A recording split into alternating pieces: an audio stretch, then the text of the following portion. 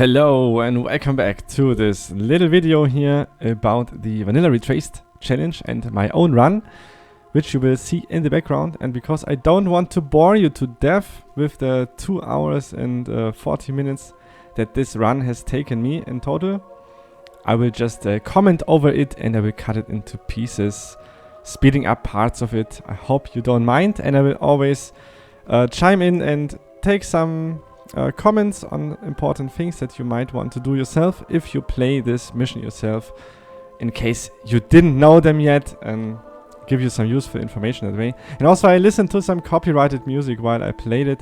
That's why I muted the music in the background. Yeah. Okay, let's head into the game. The beginning of the game is actually the most important phase. So first of all, you want to replace the stockpile for a more efficient economy setup. And you also want to place the granary right away, so you don't lose any popularity, of course. And what I did as well is place 2 woodcutters to free the farm spot, because 2 are enough to clear all the trees on this specific farm spot here, which houses only apple or dairy farms. Next up, I placed some houses and I've sent out the Lord to take some arrows for my diggers, because I want to get the mode set up as quickly as possible, because later on it will be very hard to dig the mode when everyone is attacking you. Next up, of course, we want the mercenary post to get reinforcements for digging, and we also want the stone quarries first, because they are the most gold efficient and we definitely need more stone for our towers. And the faster they get producing, the more stone we get. Doesn't even matter when we place the oxen, as long as they are producing, the stone is stockpiled on their specific personal stockpile next to the quarry. And as you can see, I closely follow up with an engineer's guild, and I need some slaves. And also the first few peasants are definitely used for recruiting. Engineer's guild is there for some shields, and I will also quickly tower the Wazir to get an arrow magnet there, so I can safely secure my iron mines on the right. And as you probably might have guessed, I also need a barracks, because Europe archers are just more gold efficient. Like, you get more for your money if you buy the bows than Arab archers with vanilla balance, which is kind of a bit weird, but whatever. And I also need to care for the left side, so I'm placing a tower there as well. So that leaves me to speeding up the footage a bit more, because now it really depends mostly on the micro. I want to stack as many shields and archers on the tower on the right as possible before the Wazir is attacking. And yeah, as it's not really forbidden in the rules, you can stack as many archers and shields on the tower as you want. But yeah, on the left side I've built a smaller tower just in case, so I can send quickly reinforcements over there to protect my quarry. The quarry on the left side is actually really important. It will be the quarry that you can secure over a longer span of time more easily, even though it is outside of your castle walls, usually, unless of course you kind of engineer a weird way to close your castle on the left side, like Udwin did. But yeah, that is not intended. I will probably fix it on the map as well. As you can also see, there are already some fire throwers walking to the left side there, because I'm leveraging the natural pathways of the map to get me some protection at least from these enemies, because most of the time there are troops passing by this little tower there on the left, so I want them to burn if possible.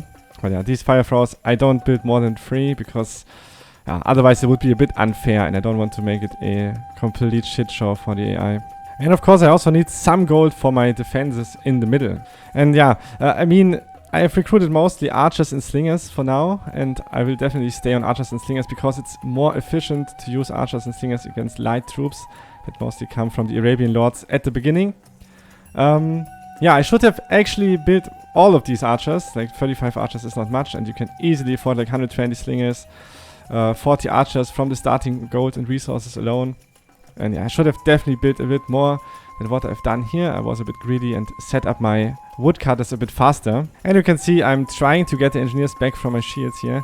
But yeah, sometimes it doesn't work. They despawn because of like spawning on a non-pathable tile for whatever reason. But any engineer that I get back, any shield that I can build extra, is definitely a bonus. And yeah, shields that are not manned are still as protective as normal shields, so why not use them? And you will also see that, yeah, later on, when you lose some shields to the enemies, you definitely don't want your engineers being in those shields, because those engineers are gone forever. They are still capping your army limit, and they are still kind of in your army, but you have no control over them. And what I also want to mention here is that I am starting to build up my Fletcher economy, And I'm not buying any wood because I have so much wood in the near vicinity. By just placing a lot of woodcutters early on, I can leverage this advantage over the AI and get a lot of wood early on without needing to spend tons of money into it.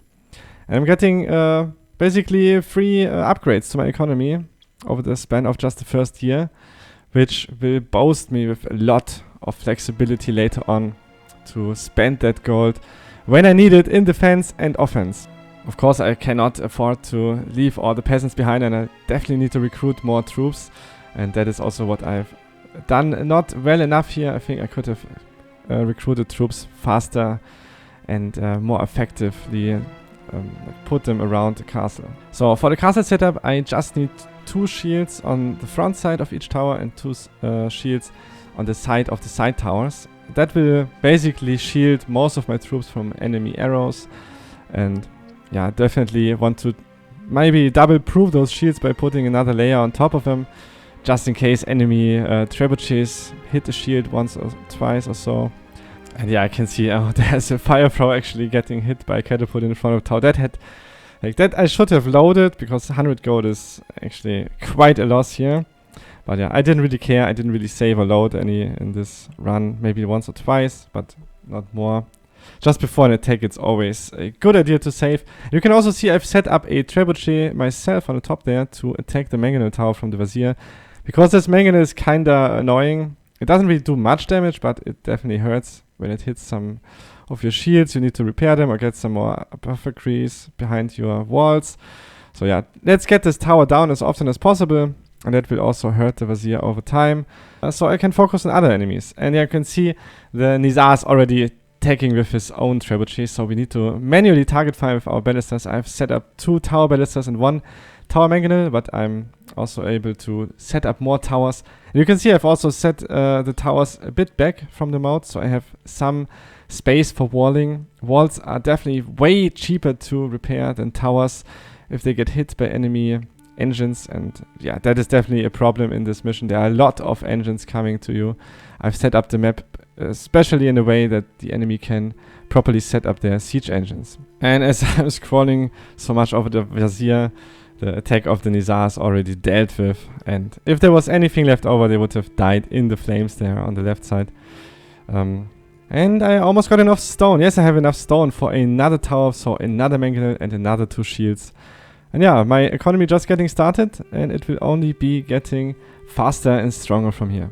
That means I need to focus on my defenses now, and I am setting up some defensive wall layers there in front of my towers, in front of my moat, in front of the stone quarries, so that the catapults don't hit them and hit the walls first, basically.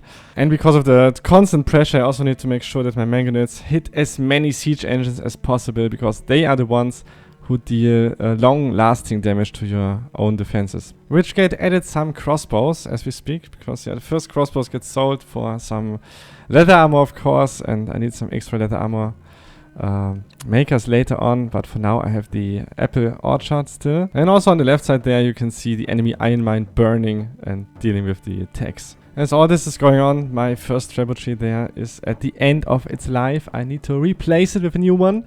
So I unman the siege engine and build a new one. Yeah, from here on out it will be more of the same.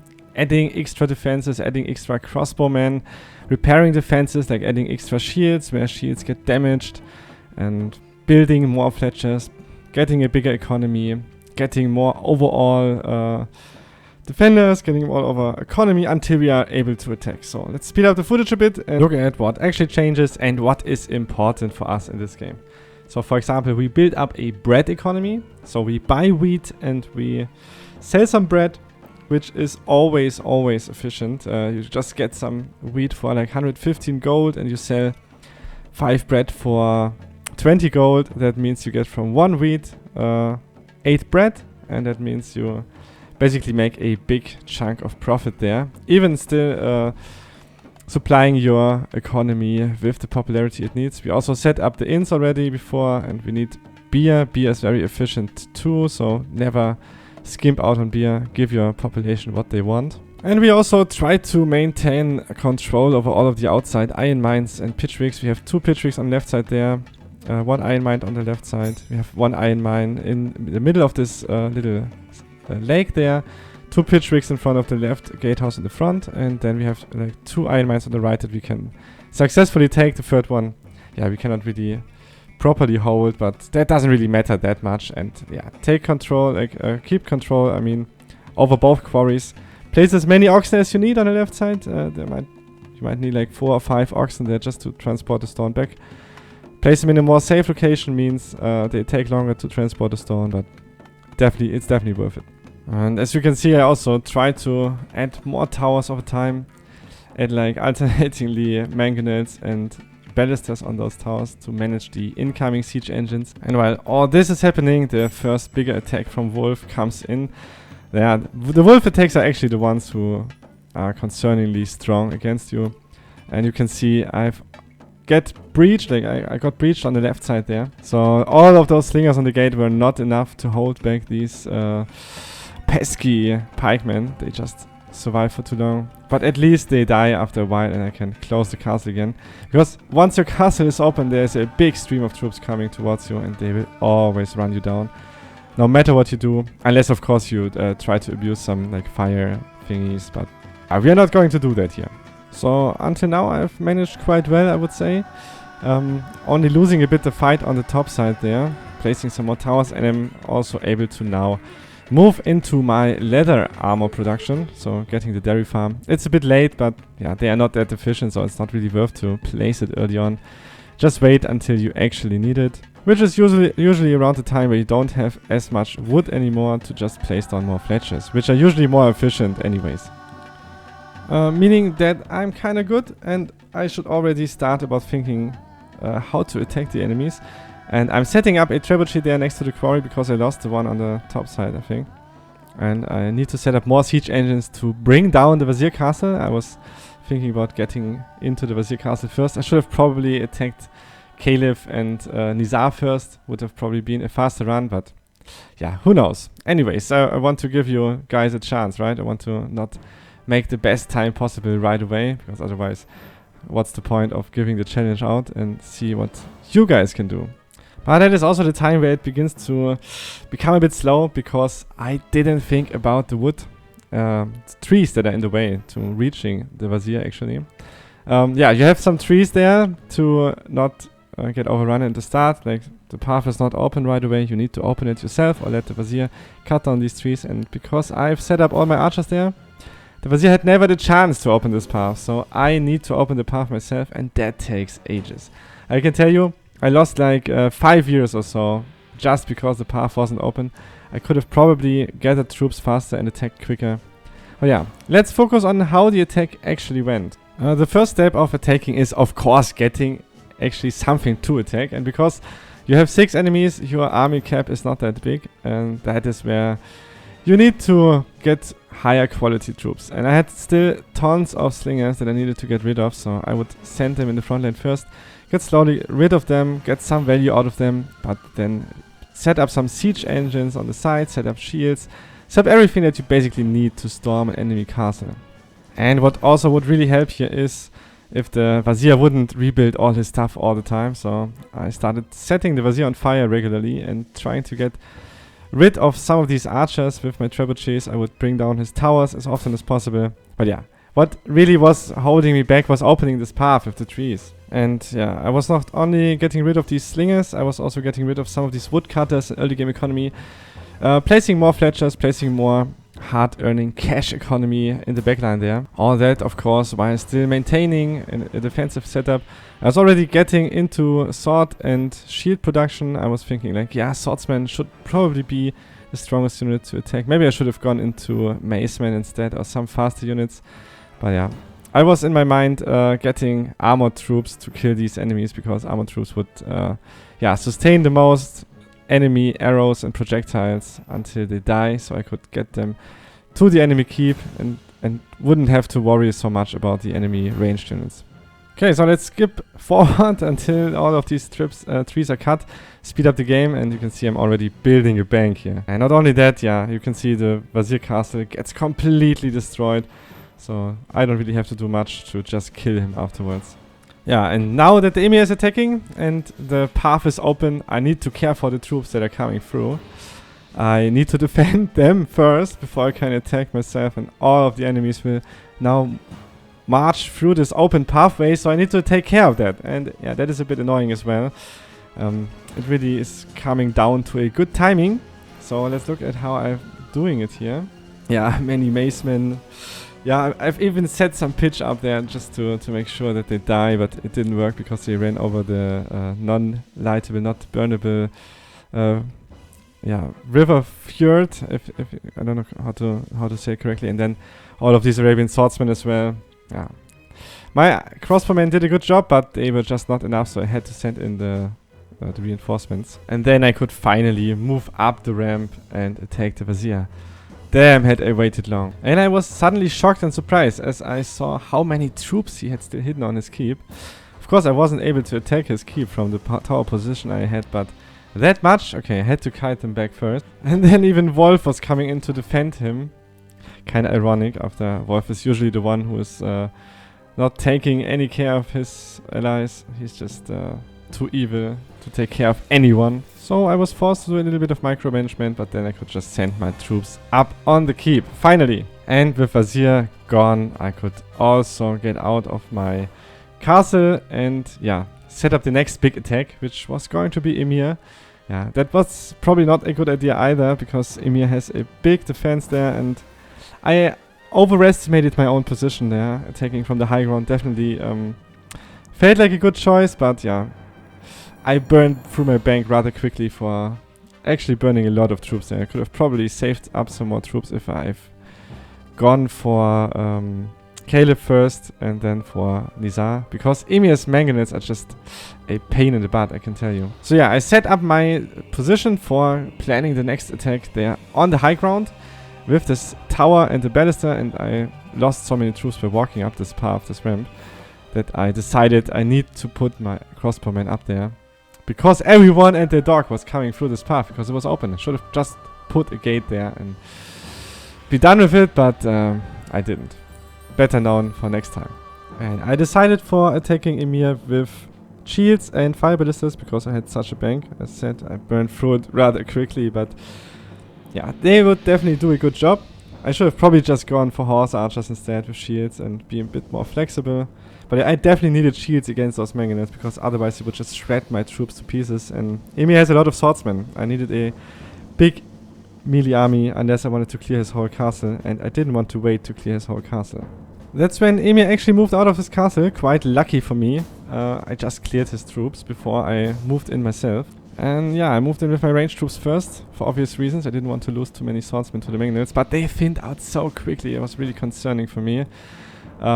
Yeah, I had to move quickly and kill the Emir before he would do too much damage to my army and I wouldn't be able to do it anymore. So I clicked down with the swordsman, attacking the gate, the weakest point there, the small gate, and then moved my ranged troops right after. And yeah, I realized the swordsman getting thinned out even more, and Emir is just producing units non-stop. He wasn't feared at all, he wasn't afraid. He got so much in his bank, he could just produce non-stop and got a big, massive defense army for us. That's why I, in a clutch moment, set up a lot of positive fear factor just to make sure that my melee troops would pull through and get the kill. I think without that, it might have not happened, because there were just too many of them. And on top of that, the classical Emir engineer pot with the fire on the campfire, killing his own peasants just to get rid of your army. And yeah, after deleting all the fear factor, from here on out it was more of the same again. So we can speed up the footage once more. You can enjoy it if you want, and I'll leave you in with some nice music there to enjoy getting all of the AI kills. Of course, with the increased army size, you are able to kill them all. Just the first 2 or 3 are usually the most difficult. But yeah, I guess it's just a matter of timing, how fast you can manage to kill them. And of course, the order for me was taking now Caleb, Nizar, then Richard, and at the end, bringing down the big wolf. Yeah, enjoy.